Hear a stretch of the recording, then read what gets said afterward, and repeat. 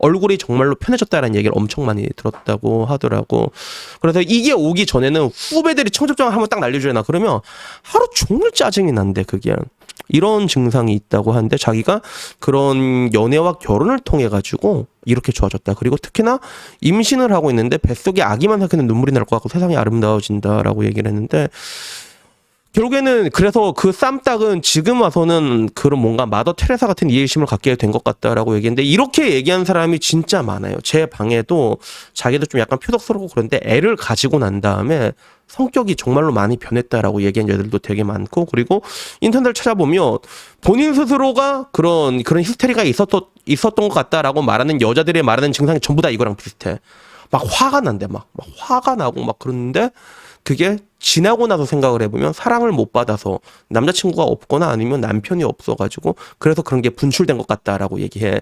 근데 여기에 대한 반대되는 의견은 또 동일해. 여기에 대한 반대도 뭐냐면 이 글에 대해서도 굉장히 많은 사람들이 이렇게 쫑크를 줬거든. 그래서 그거는 그냥 본인 성격이 개차반이다. 근데 이게 히스테리다 뭐다 말한 게 웃기다라고 얘기하는 거야. 그냥 성격이 글러먹은 것 뿐이다. 그래서 끝까지 남 탓에 비아냥거리는 꼬라지를 보니까 아직도 성격이 안 꽂혀진 것 같다라고 이 글에. 그래서 글쎄 나는 이 글이 그렇게까지 열받는지는 모르겠는데, 근데 아마 이걸 본 다른 나이 많은 사람들이 그렇게 느꼈겠지, 그지? 그래서 자기 삶에 이런 게 고작 결혼인가 보다라고 얘기를 하면서 스스로가 자기 성격에 글러먹은 거를 롤프로니아 히스테리라고 프레임화하는 게 웃기다 뭐 이런. 그래서 자기는 성격 좋은 20대 중반이니까 남자든 여자든 늘탱이들 마인드 의기구라고 하는데 이 여자 분명히 20대 중반 아니다.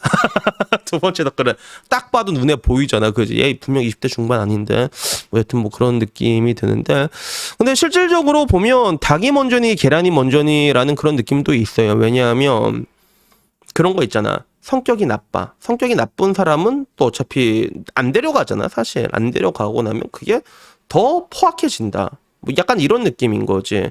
그래서 시집을 안 가갖고 사람이 포악해진 게 아니라 얘는 원래 포악한 건데 못 갔으니까 포악해진다. 약간 이렇게 볼 수도 있는 거거든. 그래서 크게 양립하는 두 가지의 조건을 보면 있다라고 말하는 사람은 자기가 겪어보니까 이런 증상이 있었다라고 말하는 사람들이 있고, 없다라고 말하는 사람들 측은 방금 말한 것처럼 그건 그냥 네 성격이 글러먹은 거다라고 이렇게 얘기하는 건데, 나는 근데 이게 분명히 있다고 생각을 하거든. 이게 있다고 생각해.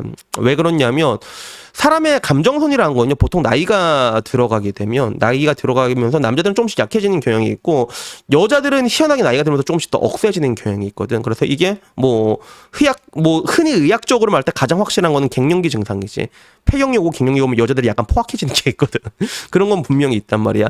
그런 거에 걸쳐서 보게 되면 분명히 이런 걸 납득하게 될 수 있는 게 있는 거지. 거기에 딱 겹쳐지게 되잖아, 그 안에. 근데 겹쳐진 것도 있긴 있는데, 근데 결론적으로 내가 이런 걸 찾다가 결국엔 진짜 내가 재밌는 걸 하나 찾았거든. 재밌는 걸 찾는데 이게 뭐냐면, 우선 여러분들 뭐 아시는 분은 아시겠지만 이 히스테리라는 단어의 어원이 뭐냐면 여자의 생식기를 뜻합니다.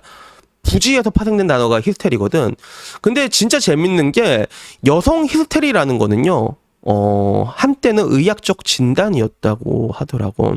그럼 나도 나중에 알거든. 이거 찾아보니까 마지막에 알게 된 거야. 그래서 뭔가 이제 신경과민이라던가 이런 것들이 하나의 그런 그 욕구불만에서 나오는 경우도 있고, 과민성, 어떻게 보면 이제 음식이나 뭐 이제 이런 거에 대한 것들 좀 되게 포괄적인 증상이거든요. 근데 과거에는 이거를 의학적 장애로 인정을 했다는 거야. 그래서 현대 사회에 들어와서 의료 당국에서는 이제 더 이상 이런 것들을 뭐 이제 의학적 장애로 인정하지 않겠다. 그래서 그런 거지. 서양 의학에서는 사실 이게 서양 얘기 엄청 길잖아. 여성의 이런 히스테리 증상은 굉장히 흔하고 만성적인 것으로 치부되어 왔다는 거지. 질병으로 분류가 돼 왔다고 하더라고.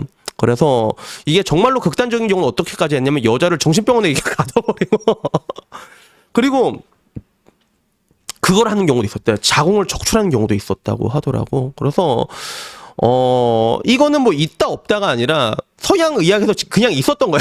몇백 년 전부터 질병으로 분류가 되었던 거야. 그냥 이 히스테리라는 단어 자체가 거기서 나온 것도 알 수 있듯이 거기에 됐던 건데, 이제 와서는 사람들이 의료 당국에서 인정하지 않게 된 거지. 왜 인정하지 않게 된지는 여러분도 알 거라 생각하란 말이 알 수 있겠지. 지금 와서 만약에 이런 것들을 하나의 질병으로 인정하게 되면 어떻게 돼서 난리 난단 말이야. 그래서 사라지긴 했지만 이거는 그냥 원래부터 있던 거였다라는 거죠.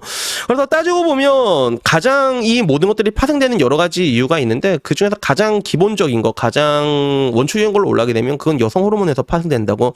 내 어바님 유튜버 오래 본 사람은 알 거란 말이야. 왜 여성 호르몬이 나오기 전에 2차 성징이 시작되기 이전에는 남자와 여자가 큰 차이가 없거든. 근데 그때부터 2차 성징이 시작되고 남자는 남성 호르몬, 여자는 여성 호르몬이 나오면서 되게 많이 갈리게 되는데 그때부터 여자는 되게 아름다운 몸을 가지게 되는 대신에 정신적으로 굉장히 높은 텐션을 유지하게 된다는 거죠. 그래서 결국에는 여기서부터 시작된다고 보시면 될 것 같아요. 그래서 뭐 결론은 여러분들은 어떻게 생각할지 모르지만 내가 보기에는 이건 분명히 있다라는 거. 그리고 더 정확히 말하자면 정신병리학적으로 봤을 때 있었던 하나의 진단 증상이다라는 것이고, 그리고 다음 시간에는 그러면 반대로 왜 노총각 히스테리는 없는가라는 그런 주제로 한번 이야기를 해보려고 합니다. 그래서 여튼 뭐 오늘 이야기 여기까지고요. 다음에 조금 더 좋은 이야기로, 아니 조금 더 거지 같은 이야기로 찾아뵙도록 하겠습니다. 이상입니다. 감사합니다.